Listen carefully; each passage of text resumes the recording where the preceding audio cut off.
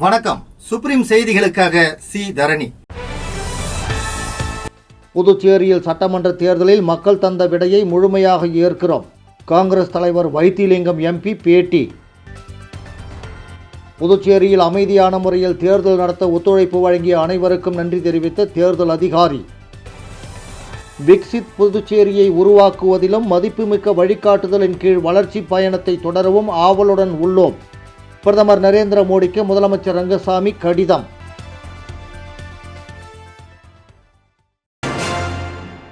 புதுச்சேரி சட்டமன்ற தேர்தலில் மக்கள் தந்த விடையை முழுமையாக ஏற்கிறோம் என மாநில காங்கிரஸ் கட்சி தலைவர் வைத்திலிங்கம் எம்பி தெரிவித்துள்ளார்.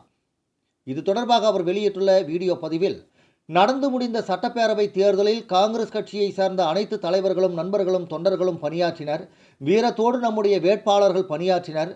முழுமையான உறுதிப்பாட்டோடு தேர்தலை சந்தித்தனர். எல்லாவற்றிற்கும் மேலாக நம்முடைய கூட்டணி அமைப்பாக இருக்கக்கூடிய திமுக தலைவர்களும் நம்முடன் இணைந்து இந்த தேர்தலை முடித்துள்ளோம். மக்கள் தந்த விடையை முழுமையாக ஏற்றுக்கொள்கிறோம். விடுதலை சிறுத்தைகள் கட்சியின் தலைவர் திருமாவளவன், அவரது கட்சி நிர்வாகிகளும் சிறந்த முறையில் பணியாற்றினர். அகில இந்திய காங்கிரஸ் கட்சியின் தலைவர் மல்லிகார்ஜுன கார்கே புதுச்சேரிக்கு வந்து நம்மை உற்சாகப்படுத்தினார், உறுதுணையாக இருந்தார். நாடாளுமன்ற எதிர்க்கட்சி தலைவர் ராகுல் காந்தி புதுச்சேரிக்கு வந்து உத்வேகத்தை தந்தார். காங்கிரஸ் கட்சியில் இருக்கும் அகில இந்திய நிர்வாகிகள், அண்டை மாநில அமைச்சர்கள் என பல தலைவர்கள் புதுச்சேரிக்கு வந்து உறுதுணையாக இருந்தார்கள், ஒத்துழைப்பு தந்தார்கள். தமிழக முதலமைச்சராக இருந்த மு.க.ஸ்டாலின், துணை முதலமைச்சர் உதயநிதி ஸ்டாலின் என அனைவருக்கும் நன்றி தெரிவிக்கிறேன். நமது வாக்களித்த அத்தனை நல் உள்ளங்களுக்கும் நன்றி கூறிக்கொள்கிறேன் என்று அதில் கூறியுள்ளார். புதுச்சேரியில் அமைதியான முறையில் தேர்தல் நடத்த ஒத்துழைப்பு வழங்கிய அனைவருக்கும் தேர்தல் அதிகாரி குலோத்துங்கன் நன்றி தெரிவித்துள்ளார். இது தொடர்பாக புதுச்சேரி மாவட்ட தேர்தல் அதிகாரியும் மாவட்ட ஆட்சியருமான குலோத்துங்கன் வெளியிட்டுள்ள செய்திக்குறிப்பில், புதுச்சேரி சட்டப்பேரவை தேர்தலுக்கான அட்டவணையை இந்திய தேர்தல் ஆணையம் கடந்த மார்ச் 15ஆம் தேதி வெளியிட்டது. அதன்படி கடந்த ஏப்ரல் 9ஆம் தேதி புதுச்சேரியில் உள்ள அனைத்து சட்டமன்ற தொகுதிகளிலும் வாக்குப்பதிவு நடைபெற்றது. ஏப்ரல் 9ஆம் தேதி பதிவான வாக்குகளை எண்ணும் பணி நேற்று முன்தினம் காலை 8 மணி அளவில் புதுச்சேரி மற்றும் ஆகிய ஏனாம் பகுதிகளில் உள்ள வாக்கு எண்ணும் மையங்களில் தொடங்கியது. முன்னதாக காலை 7 மணிக்கு வாக்குப்பதிவு இயந்திரங்கள் பூட்டி சீல் வைக்கப்பட்டுள்ள பாதுகாப்பு அறைகள் வேட்பாளர்கள், முகவர்கள் மற்றும் வாக்கு எண்ணும் பார்வையாளர்கள் முன்னிலையில் திறக்கப்பட்டது.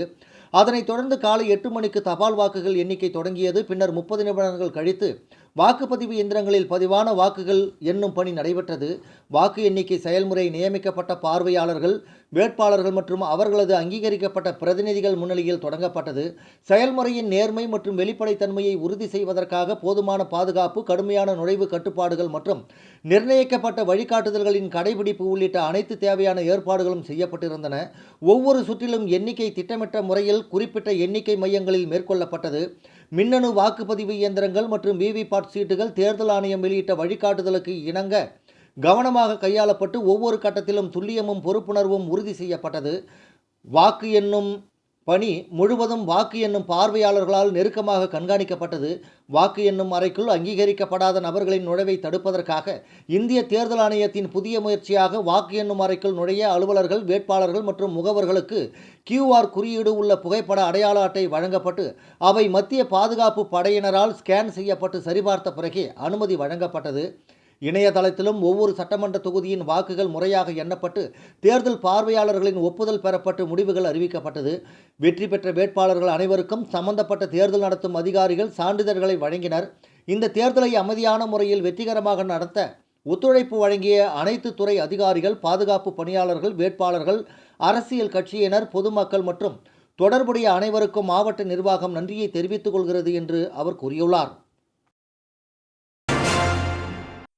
விக்சித் புதுச்சேரியை உருவாக்குவதிலும் மதிப்புமிக்க வழிகாட்டுதலின் கீழ் வளர்ச்சி பயணத்தை தொடரவும் ஆவலுடன் உள்ளோம் என்று பிரதமர் நரேந்திர மோடிக்கு முதலமைச்சர் ரங்கசாமி கடிதம் எழுதியுள்ளார். புதுச்சேரியில் தேசிய ஜனநாயக கூட்டணி மீண்டும் ஆட்சியை கைப்பற்றியுள்ளது. புதுச்சேரி யூனியன் பிரதேசம் மேற்கொள்ளும் எதிர்கால முயற்சிகள் அனைத்திற்கும் உங்களின் தொடர்ச்சியான ஆதரவை எதிர்பார்க்கிறேன். புதுவையில் வளர்ச்சி பயணத்தை தொடர ஆவலுடன் உள்ளதாகவும் பிரதமர் மோடிக்கு முதலமைச்சர் ரங்கசாமி கடிதம் எழுதியுள்ளார்.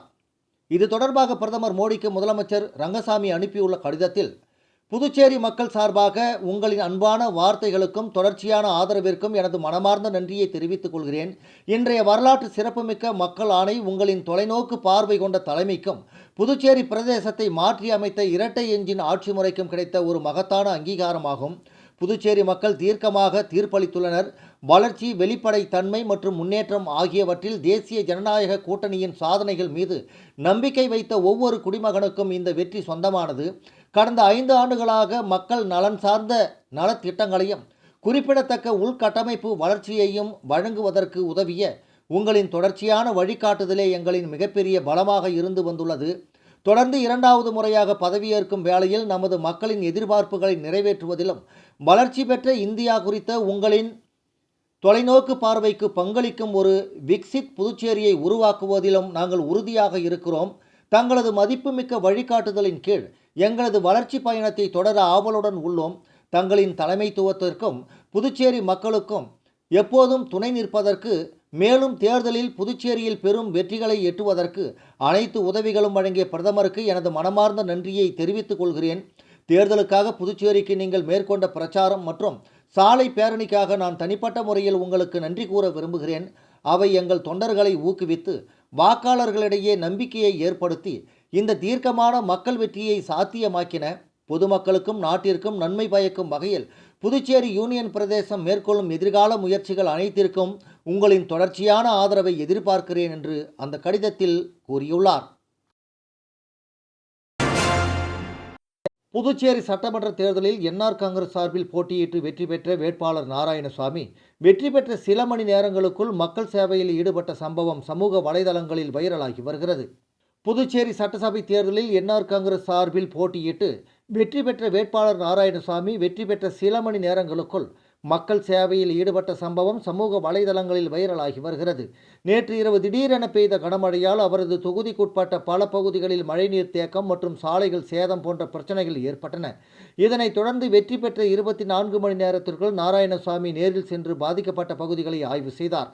மழைநீர் தேங்கிய பகுதிகளை பார்வையிட்டு சம்பந்தப்பட்ட அதிகாரிகளுக்கு உடனடி நடவடிக்கை எடுக்க அறிவுறுத்தியதுடன் பொதுமக்களிடம் நேரடியாக பேசி அவர்களின் குறைகளை கேட்டறிந்தார். வெற்றி கொண்டாட்டங்களை ஒதுக்கி வைத்து மக்கள் நலனில் கவனம் செலுத்திய அவரது செயலுக்கு பொதுமக்கள் பாராட்டு தெரிவித்துள்ளனர். புதுச்சேரி மாநில காங்கிரஸ் கமிட்டியின் பொதுச் செயலாளர்கள் சிவசண்முகம், ரகுமான் உள்ளிட்ட நிர்வாகிகள், ஓபிசி தலைவர் கண்ணன், வேல்முருகன், பஞ்சகாந்தி மற்றும் பலர் செய்தியாளர்களை சந்தித்து கட்சியின் தற்போதைய நிலை குறித்தும் தலைமை குறித்தும் கடுமையான குற்றச்சாட்டுகளை முன்வைத்தனர். புதுச்சேரி மாநில காங்கிரஸ் கமிட்டியின் பொதுச் செயலாளர்கள் சிவசண்முகம், ரகுமான் உள்ளிட்ட நிர்வாகிகள், ஓபிசி தலைவர் கண்ணன், வேல்முருகன், பஞ்சகாந்தி மற்றும் பலர் செய்தியாளர்களை சந்தித்து கட்சியின் தற்போதைய நிலை குறித்து கடுமையான குற்றச்சாட்டுகளை முன்வைத்தனர். அவர்கள் கூறும்பொழுது, காங்கிரஸ் கட்சியில் சேர விரும்பிய வெற்றி பெற்ற வேட்பாளர்களை கட்சி தலைவர் வைத்திலிங்கம் திமுகவிற்கு அனுப்பியதாகவும், கடந்த ஓராண்டாக திமுக அமைப்பாளர் காங்கிரஸ் கட்சியை விமர்சித்த போதும் அதற்கு கட்சி தலைமையிலிருந்து எந்த பதிலும் வழங்கப்படவில்லை என்றும் தெரிவித்தனர்.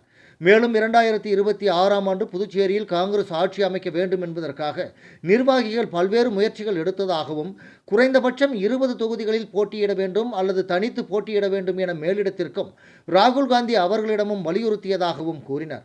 முன்னாள் முதல்வர் நாராயணசாமி நெல்லித்தோப்பு தொகுதியில் போட்டியிட தயாராக இருந்தபோதும் கடைசி நேரத்தில் வாய்ப்பு மறுக்கப்பட்டதாகவும், இதுகுறித்து விளக்கம் அளிக்கப்படவில்லை என்றும் குற்றம் சாட்டினர்.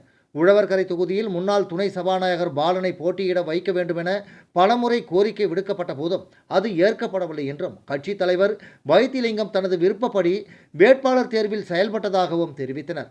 மேலும் தட்டாஞ்சாவடி தொகுதியில் போட்டியிட்டது குறித்தும் கேள்விகள் எழுப்பிய அவர்கள், கடந்த 5 ஆண்டுகளில் கட்சி தொண்டர்களை போராட்டங்களில் ஈடுபடுத்திய பின்னரும் தேர்தலில் காங்கிரஸ் வெற்றியை உறுதி செய்ய நடவடிக்கை எடுக்கப்படவில்லை என்றும் குற்றம் சாட்டினர். இந்த நிலையில் கட்சியின் வளர்ச்சிக்கு தடையாக உள்ளதாக குற்றம் சாட்டப்பட்ட வைத்திலிங்கம் உடனடியாக தனது பதவியை ராஜினாமா செய்ய வேண்டும் என அவர்கள் வலியுறுத்தினர். இந்த சந்திப்பில் செயலாளர்கள் மூப்பா சரவணன், நந்தா கலைவாணன், குலசேகரன், செல்வம், PM சரவணன், புகழேந்தி, சாந்தி, ராணி, வீரா, குமார், ஆறுமுகம், பெரியநாயகி, சரவணன் உள்ளிட்டோர் கலந்து கொண்டனர். தொடர்ந்து தேவதாஸ் ஏன் காமாயில நிக்கணும்? அவருக்கு வயசு மட்டும் கிடையாது, கடைசி 3 நாள் உடம்பு சரியில்லைன்னு சொல்லிட்டு போய் வீட்டுல படுத்துக்கினாரு. தேர்தல் வேலையை செய்யல. அப்ப எப்படி காங்கிரஸ் ஜெயிக்க முடியும்? எங்களுடைய கடைசி இந்த குற்றச்சாட்டு 4 குற்றச்சாட்டு. 1, காங்கிரஸ் படுதோல்வி அடைந்ததற்கு முழு பொறுப்பேற்று ராஜினாமா செய்ய வேண்டும். 2, தேவதாஸ் அவர்களை கட்சியிலிருந்து நீக்க வேண்டும். 3, இருக்கிற கமிட்டி அனைவரையுமே ரீஷஃபிள் பண்ணணும், புதிய கமிட்டியை கொண்டாடணும். ராகுல் காந்தி நேரடியாக தலையிட்டு தலைமையை மாற்றி முழுசா தலைமையை மாற்றி முழு கமிட்டியும் மாற்றணும். இதான் எங்களுடைய கோரிக்கை. அடுத்த வாரம் புதுடெல்லிக்கு சென்று ராகுல் காந்தி சந்தித்து நாங்கள் இங்க நடந்த படுதோல்விக்கு காரணமான வைத்திலிங்கத்தின் மீது நாங்கள் புகார் கொடுக்க இருக்கிறோம்.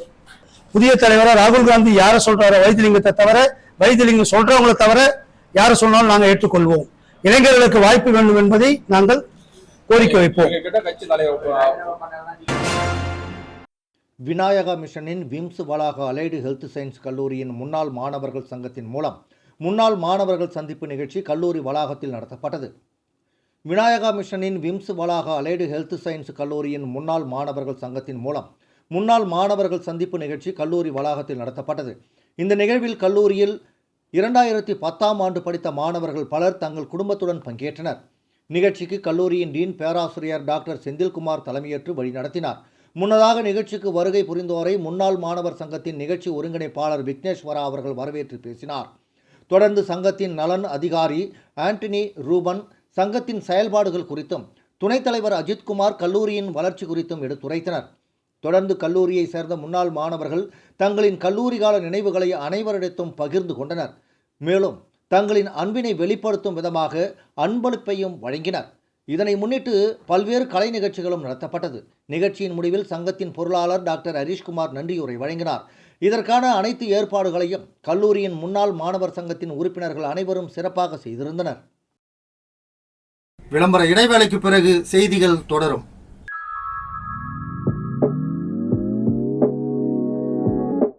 ஜோசாலுகாஸில் இயர் எண்ட் சேல் வந்தாச்சு. தங்க நகைகளுக்கான சேதார கட்டணத்தில் பிளாட் 50% தள்ளுபடி பெறுங்கள். இப்பவே ஷாப்பிங் செய்யுங்க.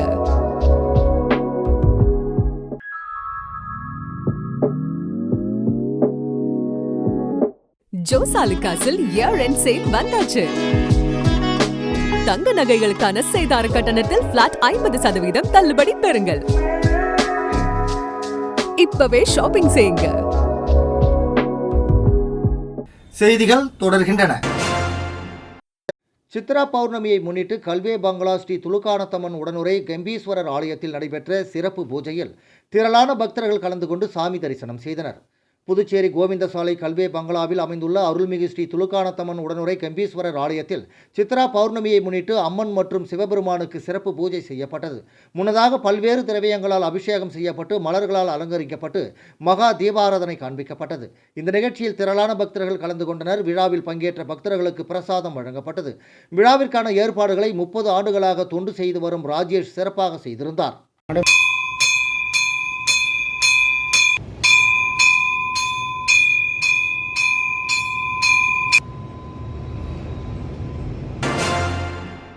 ஆடம்பர வாழ்க்கைக்காக கொள்ளையடிக்க முயன்ற 2 ரவுடிகளை போலீசார் மடக்கி பிடித்தனர். புதுவை திருபுவனை காவல் நிலைய உதவி ஆய்வாளர் முருகையன் மற்றும் போலீசார் ரோந்து பணியில் ஈடுபட்டிருந்தனர். இரவு 11:15 மணி அளவில் ஒருவர் மதகடிப்பட்டு பாளையம் ரோஸ் கார்டன் அருகில் உள்ள மதுக்கடை முன்பு கத்தியை காட்டி தகராறில் ஈடுபட்டு வருவதாக தகவல் கிடைத்தது. இதனையடுத்து போலீசார் சம்பவ இடத்திற்கு வந்தபோது கத்தியை காட்டி ஒருவர் மிரட்டி கொண்டிருந்தது தெரிய வந்தது. போலீசாரை கண்டதும் அவர் அங்கிருந்து தப்பிச் செல்ல முயன்றார். போலீசார் அவரை மடக்கி பிடித்து கைது செய்தனர். அவரிடம் நடத்திய விசாரணையில் அவர் விழுப்புரம் மாவட்டம் மலவனூர் ரயில்வே குடியிருப்பைச் சேர்ந்த மாதவனின் மகன் 25 வயதான சந்துரு என்பதும் அவர் மீது கொள்ளை உள்ளிட்ட பல்வேறு வழக்குகள் இருப்பதும் தெரிய வந்தது. இதனையடுத்து போலீசார் அவரை கைது செய்து விசாரணை நடத்தினர். அப்போது அவர் ஆடம்பர வாழ்க்கை வாழ அந்த வழியாக செல்பவர்களிடம் கொள்ளையடிக்கும் நோக்கில் வீச்சறிவாளுடன் இருந்ததாக தெரிவித்துள்ளார். இதனையடுத்து போலீசார் அவரை கைது செய்து வீச்சறிவாளை பறிமுதல் செய்தனர். இதேபோல் திருபுவனை உதவி ஆய்வாளர் ராஜேஷ் மற்றும் போலீசார் நேற்று ரோந்து பணியில் ஈடுபட்டிருந்தனர். அப்போது திருபுவனை பழைய மாவு ஆலை பகுதியில் ஒருவர் கத்தியுடன் பதுங்கி இருப்பதாக தகவல் கிடைத்தது. உடனே போலீசார் அங்கு சென்று பார்த்தபோது ஒருவர் அங்கிருந்து தப்பிச் செல்வதை கண்டனர். போலீசார் அவரை மடக்கி பிடித்து கைது செய்தனர். அவரிடம் நடத்திய விசாரணையில் அவர் புதுவை களித்தீர்த்தால் குப்பம் மாரியம்மன் கோவில் தெருவைச் சேர்ந்த ரவிச்சந்திரனின் மகன் 26 வயதான கார்த்திக் என்பதும் திருபுவனை மற்றும் தமிழக பகுதியில் கொள்ளை முயற்சியில் உள்ளிட்ட பல்வேறு வழக்குகளில் தொடர்புடையவர் என்பதும் தெரிய வந்தது. மேலும் ஆடம்பர வாழ்க்கைக்காக கார்த்திக் அந்த பகுதியில் உள்ள தொழிலதிபர்களை மிரட்டி பணம் பறிக்க பதுங்கியிருந்தது தெரிய வந்தது. இதனையடுத்து போலீசார் அவரை நீதிமன்றத்தில் ஆஜர்படுத்தி காலாப்பட்டு மத்திய சிறையில் அடைத்தனர்.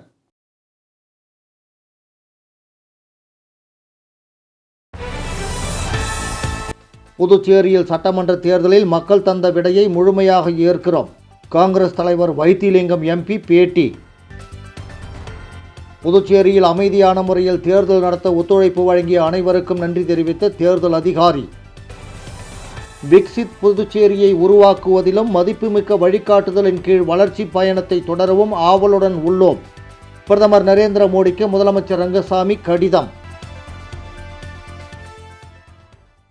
இத்துடன் இந்த செய்தி அறிக்கை நிறைவடைந்தன. வணக்கம்.